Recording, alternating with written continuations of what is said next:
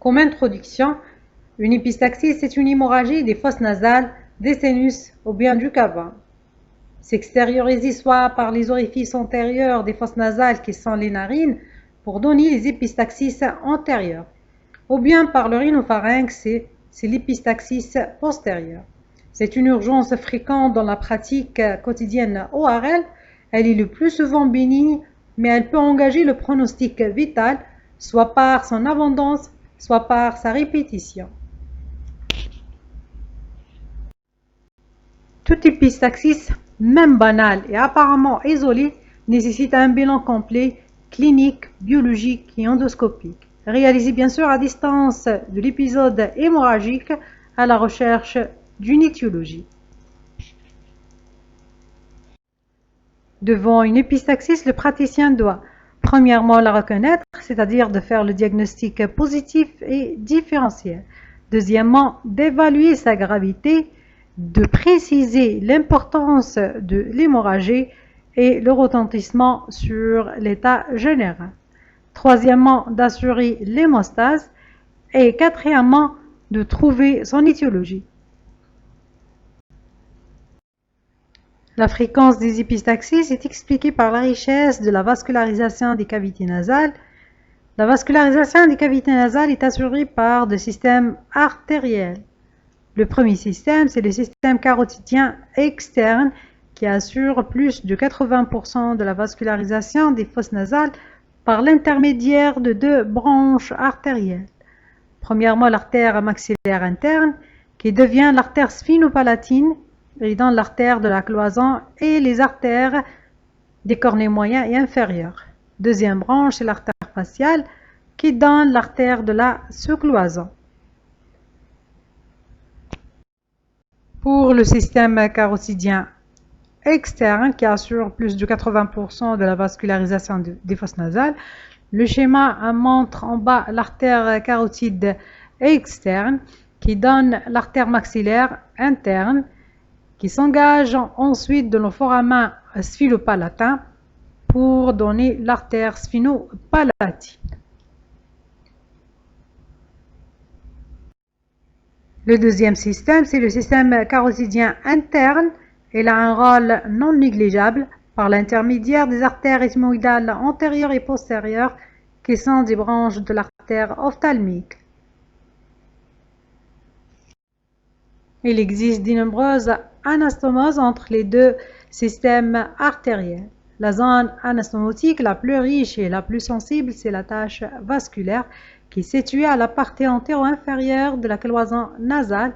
C'est ce qu'on appelle la tache de Kesselbach.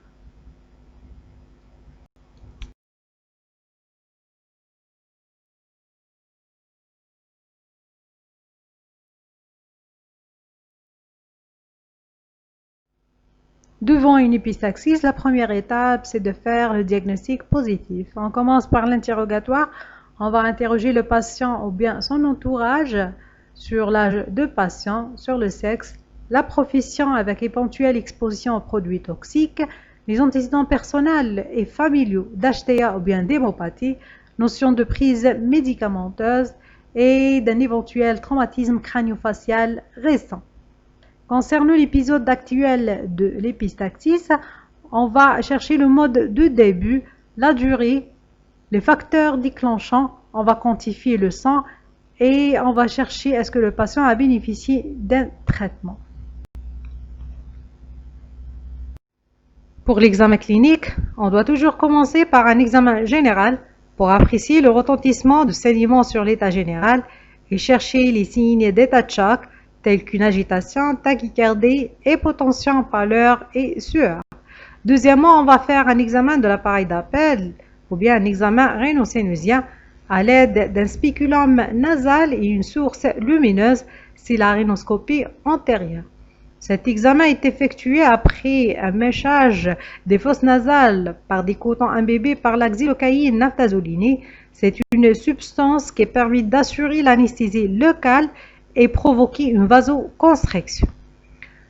On doit apprécier après les caractéristiques de saignement, uni ou bien bilatéral, diffus ou bien localisé, antérieur ou bien postérieur.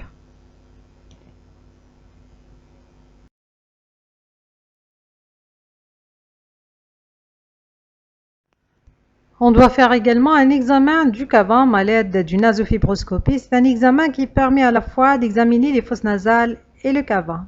Un examen pharyngé à la recherche d'un jetage postérieur. Notre examen est généralement débuté par l'inspection faciale à la recherche des télénjectasies et des échymases. Pour les examens complémentaires, sont orientés par la clinique. Soit on demande un bilan biologique, soit un bilan d'hémostase, ou bien un bilan radiologique. Deux tableaux cliniques peuvent être individualisés à la fin de l'examen clinique. C'est en fonction de l'abondance et le retentissement de l'hémorragie. Le premier tableau, c'est les épistaxis bénignes. C'est la plus fréquente. Elle se traduit par un écoulement de sang rouge d'apparition brutale à extériorisation antérieure, unilatérale ou début. Elle cède généralement rapidement, soit spontanément, soit après simple compression. L'état général du patient est conservé. Cette épistaxie correspond le plus souvent à un saignement au niveau de la tache vasculaire et le diagnostic est fait facilement par une simple rhinoscopie antérieure. Deuxième tableau clinique, c'est les épistaxis graves. Dans 10% des cas, cette épistaxie peut être grave, soit par son abondance. Il s'agit d'un épisode hémorragique important, fait de sang rouge bilatéral et extériorisation antérieure et postérieure, associé avec des crachats hématiques. L'état général du patient est altéré et l'examen ORL est souvent difficile et l'hospitalisation s'impose.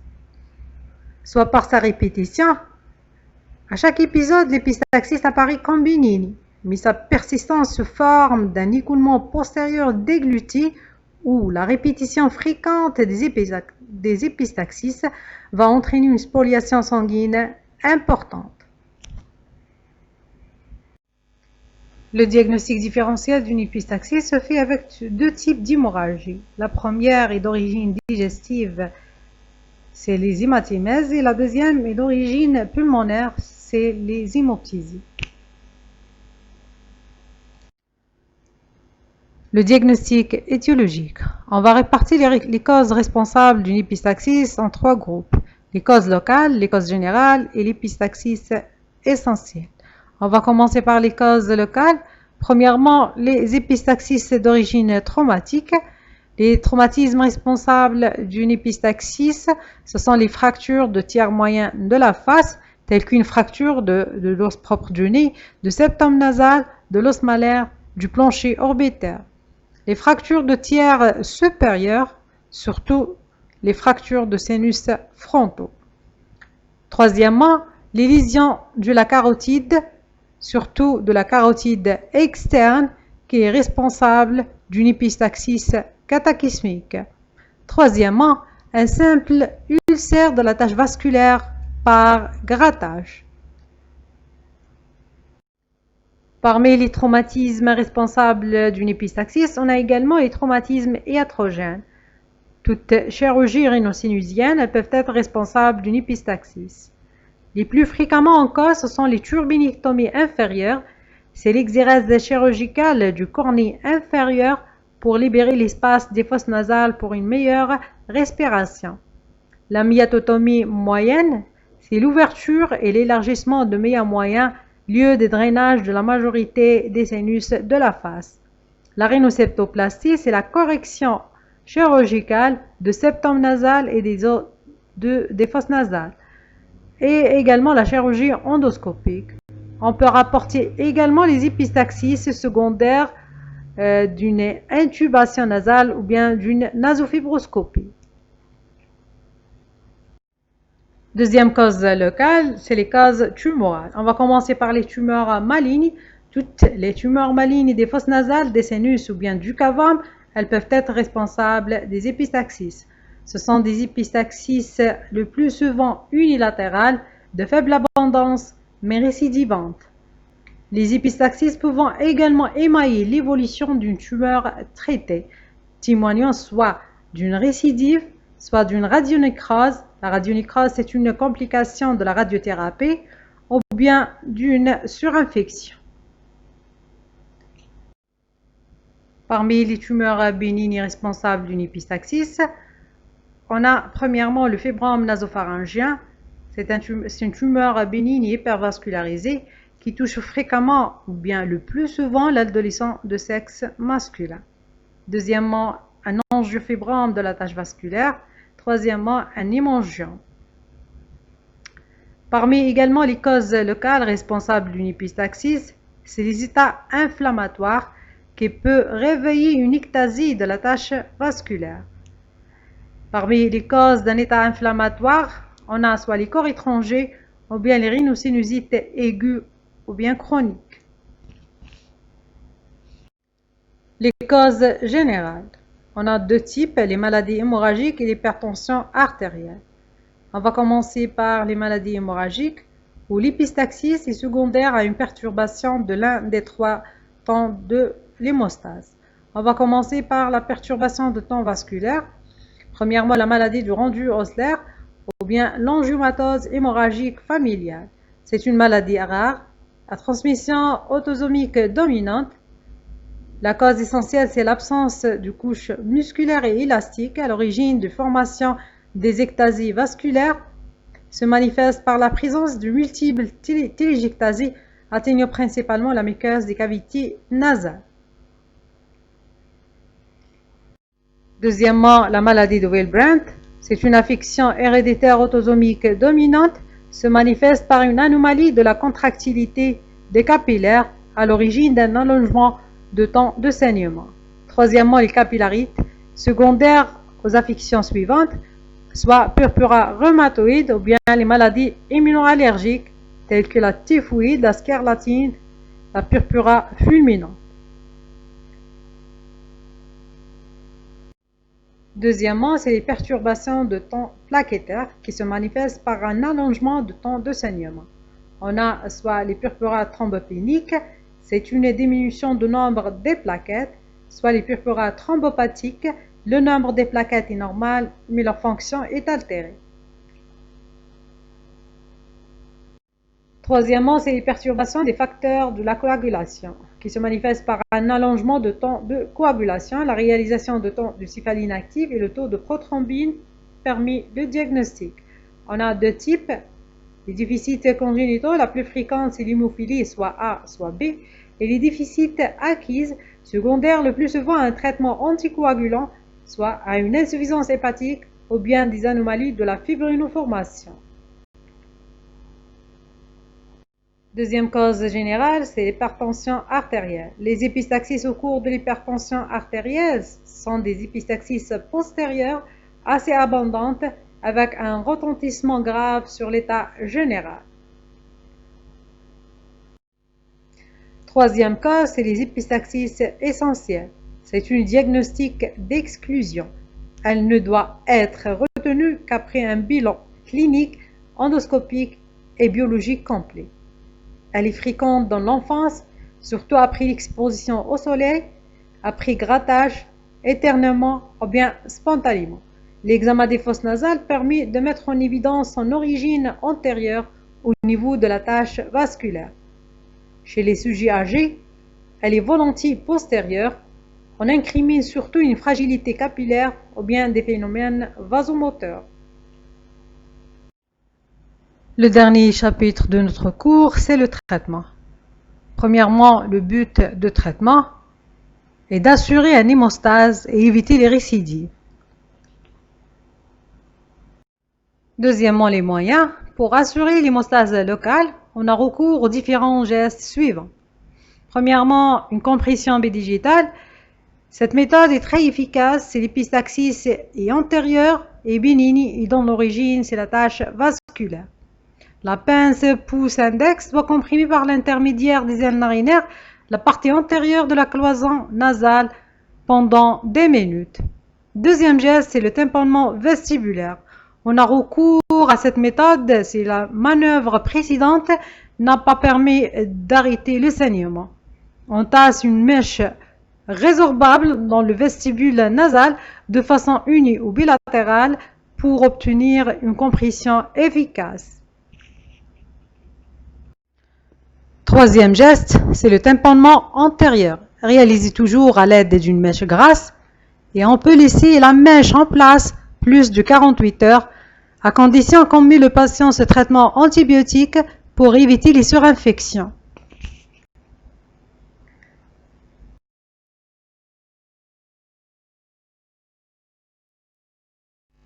Le tamponnement postérieur. Ce type de mêchage est réservé pour les épistaxis haute et postérieure.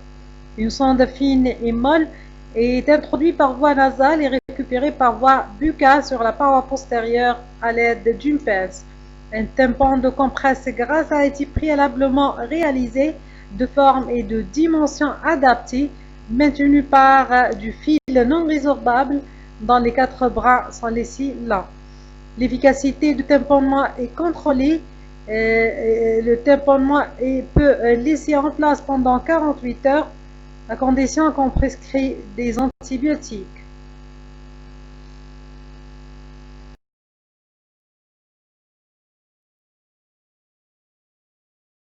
Le tamponnement par une sonde à double ballonnet est constitué une alternative au tamponnement postérieur. La sonde est introduite dans la fosse nasale après anesthésie locale, puis le ballonnet postérieur est modérément gonflé. La sonde est doucement tirée vers l'avant pour bloquer le ballonnet postérieur dans les coins. Le ballonnet antérieur est ensuite gonflé dans la cavité nasale.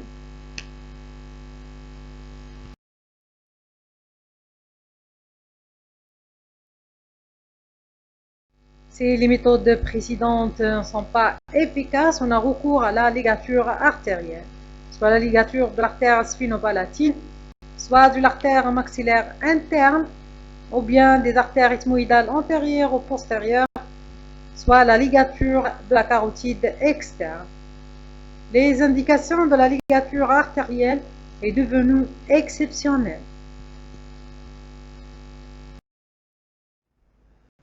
Autre méthode qui est considérée comme une alternative intéressante aux ligatures vasculaires, c'est l'embolisation sélective.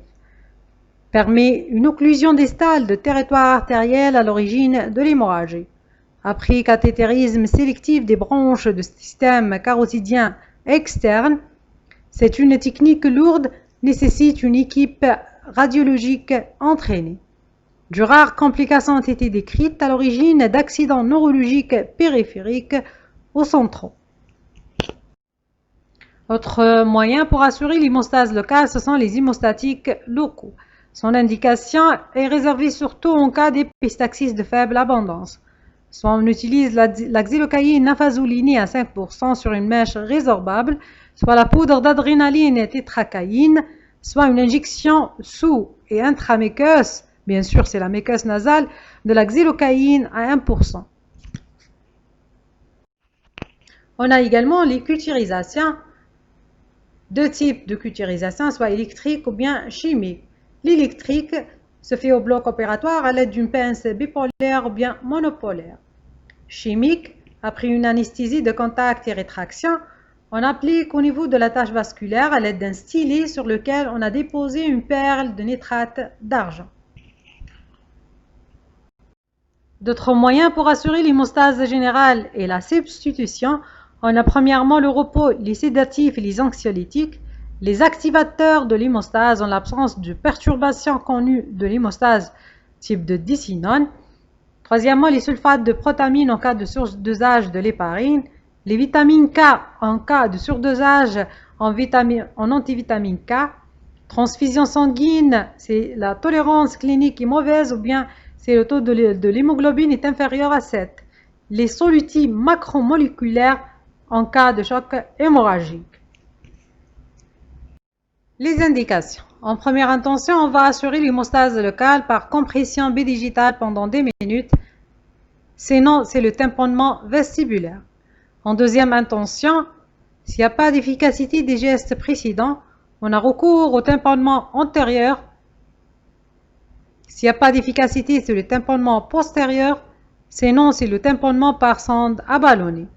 La coagulation électrique et chimique de la tache vasculaire est réalisée à distance de l'épisode hémorragique. En troisième intention, c'est la ligature ou coagulation des branches de l'artère sphinopalatine ou bien la ligature des artères ethmoïdales antérieures et postérieures, sinon c'est l'embolisation. Comme conclusion, le diagnostic des épistaxis est facile. Les causes sont très polymorphes et la tâche vasculaire, et le plus souvent c'est l'origine de ces épistaxis. Il est nécessaire de faire ou bien de refaire l'examen clinique à distance de l'épisode hémorragique.